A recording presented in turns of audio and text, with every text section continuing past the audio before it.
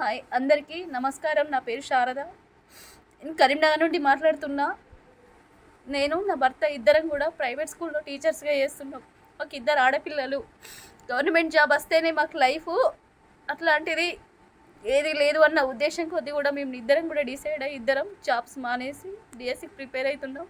TET qualify అయినాక 1 మంత్లోనే 35-36 రోజులలోనే exam అని అంటే ఏ విధంగా ప్రిపేర్ అయ్యి ఎలా సిలబస్ ఎట్లా కంప్లీట్ చేయమంటారు, ఎగ్జామ్ ఎట్లా రాయమంటారు?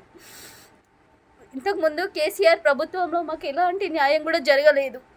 అట్లాంటిది కాంగ్రెస్ ప్రభుత్వం వచ్చిన తర్వాత కూడా మాకు న్యాయం జరగకపోతే ఇంకా మేము, నేనే కాదు, నాలాగా ఏడుస్తున్న వాళ్ళు, కొట్లాడుతున్న వాళ్ళు ఎంతోమంది ఉన్నారు. అయినా కానీ ప్రభుత్వం స్పందించట్లేదు. ఆపోజిషన్ పార్టీ వాళ్ళు, ఆపోజిట్ లీడర్స్ చేస్తున్నారు అని అంటున్నారు తప్ప స్టూడెంట్స్ యొక్క బాధలు కూడా ఎవరు వినట్లేదు. ఎందుకంటే 3 నెలల్లో కూడా కంప్లీట్ అవ్వని సిలబస్ 35 రోజులల్లో ఎట్లా ఎగ్జామ్ రాస్తారు, ఎట్లా ఏ విధంగా సిలబస్ కంప్లీట్ చేస్తారు? మీరు ఈరోజు సమాధానం చెప్పాల్సింది మాకు, స్టూడెంట్స్కి, నిరుద్యోగులకు చెప్పాలి, కానీ ఎవరికో ఆపోజిట్ పార్టీ లీడర్స్కి మాత్రం కాదు. అందుకే ఇంత జరిగినా కానీ ఇంకా కూడా స్పందించి, ఇంతమంది మా జీవితాలన్నీ కూడా మీ చేతుల్లో ఉన్నాయి, ఇంకా కూడా మీరు ఎలాంటి రియాక్షన్ తీసుకోకుంటే మీరు అలానే ఆలోచిస్తే మాత్రం తెల్లవారేసరికి ఎంతోమంది జీవితాలు నాశనం అవుతాయని కోరుకుంటున్నాను. మాకు కంపల్సరీ ఎగ్జామ్కు ప్రిపేర్ అవ్వడానికి ఒక 2 నెలల టైం ఇవ్వాల్సిందిగా మేము కోరుచున్నాం. ఎందుకంటే మీరు పోస్టులు పెంచినా పెంచకున్నా మాకు సంబంధం లేదు, కానీ ఎగ్జామ్ రాయడానికి మాత్రం మేము టైం అడుగుతున్నాం అంతే.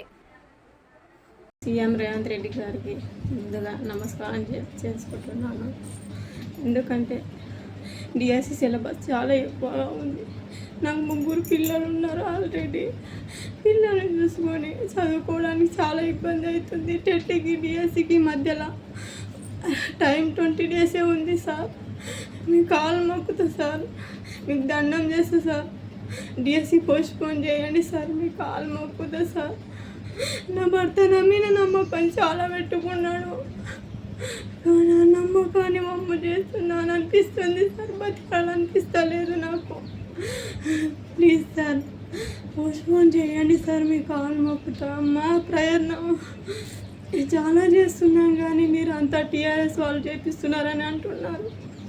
అదేమి లేదు సార్, మా సొంత ప్రయత్నంగా చేస్తున్నాం సార్. మీ కాలు మొక్కుతా సార్, డిఎస్సి పోస్ట్పోన్ చేయండి సార్.